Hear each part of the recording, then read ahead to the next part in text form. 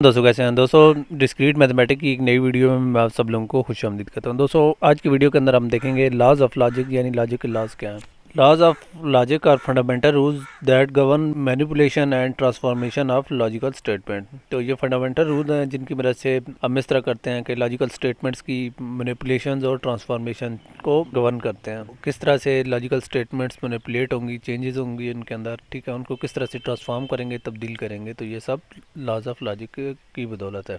These are essential for simplifying complex expressions. तो हम इनकी मदद से कम्प्लेक्स लॉजिकल एक्सप्रेशन को न सिर्फ सिंप्लीफाई करते हैं बल्कि इसके साथ साथ उनके दरमियान रिलेशनशिप्स को भी समझते हैं लॉजिकल ऑपरेशंस की मदद से। तो आज की वीडियो के अंदर हम बहुत सारे लॉज ऑफ लॉजिक देखेंगे, ठीक है, उनकी डेफिनेशन चेक करेंगे और उनका ट्रुथ टेबल भी चेक करेंगे जिसकी मदद से हर कंसेप्ट इलस्ट्रेट होगा। मुख्तलिफ लॉज ऑफ लॉजिक हैं, वन बाय वन सबको कवर करते हैं। सबसे पहले है कम्यूटेटिव लॉ।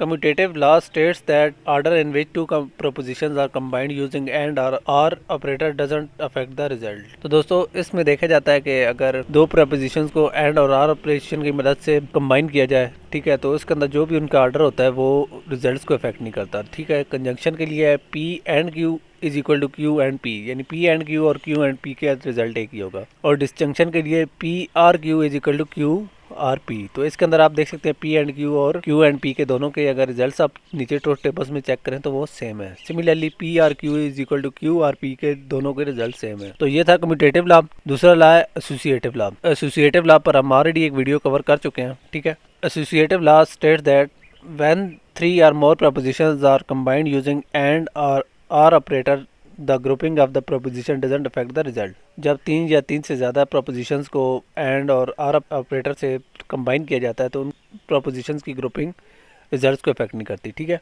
तो यहाँ आप देख सकते हैं for conjunction and P and Q and R statement दिखाई गई है जिसके अंदर पहले पी और क्यू को एंड किया गया फिर उसको आर के साथ किया गया। सिमिलरली जो इक्वेशन है उसकी दूसरी साइड पर क्यू और आर को पहले एंड किया गया फिर उसके साथ उसको पी के साथ एंड किया गया, तो दोनों का रिजल्ट सेम है। इसी तरह डिस्जंक्शन का है पी आर क्यू और आर में इस तरह किया गया कि पहले पी और क्यू को आर किया गया फिर उसको आर के साथ आर किया गया। सिमिलरली हमने क्यू और आर को आर किया गया और उसको पी के साथ आर किया गया। तो दोनों के अगर आप नीचे रिजल्ट चेक करें तो ये दोनों रिजल्ट्स आप देख सकते हैं कि इक्विवेलेंट हैं, ठीक है। तो ये इनको प्रूव करते हैं। तो ये ट्रुथ टेबल कंफर्म करता है कि अगर हम प्रोपोजिशन की ग्रुपिंग को चेंज करें तो वो दोनों कंजंक्शन और डिस्जंक्शन के लिए रिजल्ट्स को अफेक्ट नहीं करते। थर्ड लॉ है वो है distributive law. It allows you to distribute and over or और or over and in logical expression, ठीक है, फॉर एंड ओवर आर, ठीक है। तो इसके अंदर देखते हैं एंड ओवर आर क्या होता है। तो फर्स्ट साइड पर क्यू ओवर आर के ऊपर पी को एंड किया गया, ठीक है, तो और उसका इस तरह किया गया कि दोनों साइडों पर डिस्ट्रीब्यूट किया गया, ठीक है। पहले स्टेटमेंट देखते हैं पी एंड क्यू किया गया फिर उसके बाद आर का सिंबल डाला गया फिर पी एंड आर किया गया, ठीक है। तो ये इसको डिस्ट्रीब्यूट कर दिया गया है, ठीक है। और similarly for or over and में इस तरह किया गया कि पहले क्यू एंड आर का जो रिजल्ट है उसको पी के साथ आर किया गया, ठीक है। सिमिलरली इस तरह किया गया कि पी आर को जो है पहले क्यू के साथ आर कराया गया फिर इनके दरमियान एक एंड की साइन डाली गई और फिर एक पैरेंथेसिस के अंदर पी और आर को आर कराया गया। तो ठीक है, इनके रिजल्ट्स आप नीचे ट्रुथ टेबल में देखेंगे तो इक्विवेलेंट है, ठीक है। तो ये एक डिस्ट्रीब्यूटिव लॉ। तो ये जो ट्रुथ टेबल है ये डेमोंस्ट्रेट करता है कि डिस्ट्रीब्यूटिव लॉ के दोनों केसेस के लिए होल्ड करता है और दोनों साइडों पर जो एक्सप्रेशंस हैं उनकी ट्रुथ वैल्यूज इक्विवेलेंट है। इसके अलावा आइडेंटिटी लॉ, ठीक है। आइडेंटिटी लॉ क्या है ये ऑलरेडी हमने टोटोलॉजी और कंट्राडिक्शन के अंदर देखा था। The identity law state that a proposition combined with the tautology T using and और विद द कंट्राडिक्शन यूजिंग और will yield the original proposition. तो इसके अंदर अगर हम किसी भी प्रोपोजिशंस को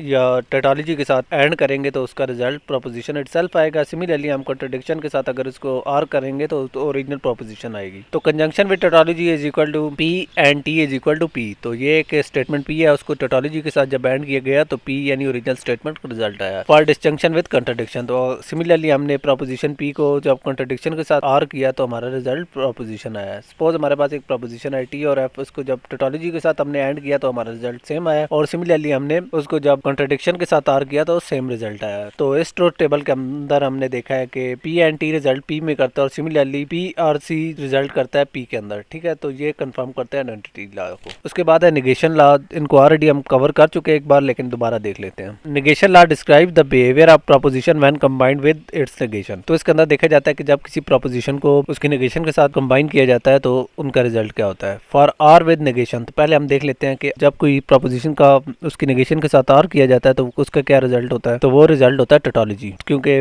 टोटोलॉजी हर हाल में दुरुस्त होती है, ठीक है। For or with negation P or negation P is equal to tautology. इसके अंदर आप देख सकते हैं कि जब भी किसी भी प्रोपोजिशन को उसकी नेगेशन के साथ आर कराया जाता है तो वो रिजल्ट टोटोलॉजी होता है। Similarly for and with negation, ठीक है, तो जब भी किसी प्रोपोजिशन को उसकी नेगेशन के साथ एंड कराया जाता है तो क्या रिजल्ट आता है। सपोज हमारी प्रोपोजिशन पी है, उसकी नेगेशन के साथ जब हम उसको एंड कराएंगे तो रिजल्ट फॉल्स आएगा, यानी कॉन्ट्रडिक्शन आएगा। तो इस रिजल्ट के अंदर हमने देखा है कि जब भी किसी प्रोपोजिशन को उसकी नेगेशन के साथ आर कराया जाता है तो वो हमेशा ट्रू होती है या टोटोलॉजी होती है। और सिमिलरली जब भी किसी प्रोपोजिशन को उसकी नेगेशन के साथ एंड कराया जाता है तो वो एक फॉल्स या कॉन्ट्रडिक्शन होती है। इसके अलावा नेगेशन की एक और प्रॉपर्टी थी, वो है double negation law. Double negation laws को भी हम ऑलरेडी देख चुके हैं। The double negation law states that negation of the negation of a proposition returns the original proposition, यानी जब भी दो बार नेगेशन होगी किसी प्रोपोजिशन की तो वो ओरिजिनल प्रोपोजिशन आ जाएगी। तो ये आप देख सकते हैं, पहले एक प्रोपोजिशन उसकी नेगेशन की और उसको दोबारा डबल नेगेशन की गई है तो वो सेम प्रोपोजिशन का रिजल्ट आ गया। इसके बाद है इडेम्पोटेंट लॉ, ठीक है।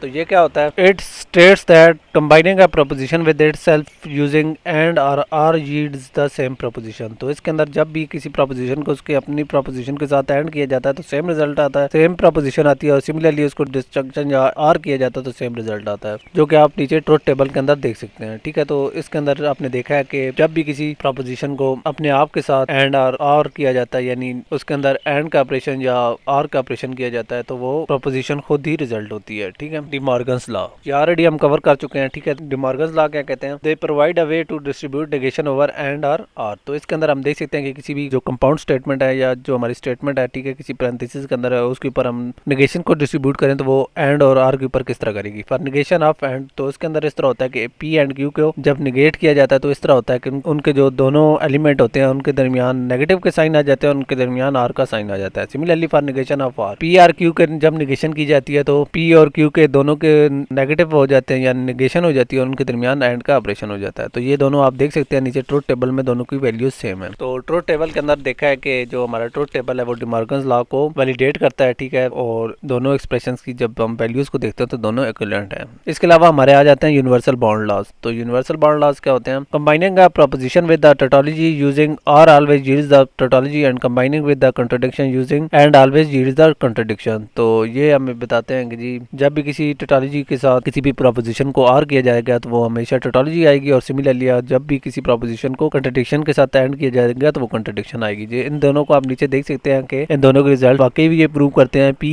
Are T is equal to दोनों रिजल्ट इसके टी टी हैं, ठीक है। और सिमिलरली पी एंड सी के दोनों रिजल्ट फॉल्स हैं, यानी कॉन्ट्रडिक्शन है। इसके अलावा आ जाता है absorption law. The absorption laws allows the simplification of expression by observing similar terms. तो इसके अंदर इस तरह होता है कि सिमिलर टर्म्स को ऑब्जर्व कर लिया जाता है। सपोज हमारे पास एक स्टेटमेंट है पी एंड क्यू को जब पी के साथ आर किया गया तो उसका रिजल्ट पी आता है। सिमिलरली पी आर क्यू को जब पी के साथ एंड किया जाता है तो उसका रिजल्ट पी आता है। तो ये हम देख सकते हैं कि नीचे ट्रुथ टेबल के अंदर जब इनको वैलिडेट किया गया तो वाकई इनके रिजल्ट्स पी आए हैं। अब्जॉर्प्शन लॉ की मदद से हम ये देख सकते हैं कि ओरिजिनल प्रोपोजिशन पी अनचेंज होती है, पर अगर अब्जॉर्प्शन लॉ अप्लाई किए जाए तो ये उनकी वैलिडिटी को कंफर्म करते हैं। उसके अलावा है negation of tautology and contradiction। तो ये भी ऑलरेडी हमने कवर किया हुआ है। The negation of a tautology is always a contradiction and the negation of a contradiction is always a tautology। tautology का negation हमेशा कॉन्ट्रडिक्शन होता है और कॉन्ट्रडिक्शन का जो नेगेशन है वो हमेशा टोटोलॉजी होता है। इसके अंदर आप देख सकते हैं negation T is equal to C and negation C is equal to T. तो इसके अंदर आप इसकी नीचे ट्रुथ टेबल में भी देख सकते हैं कि जब भी टोटोलॉजी को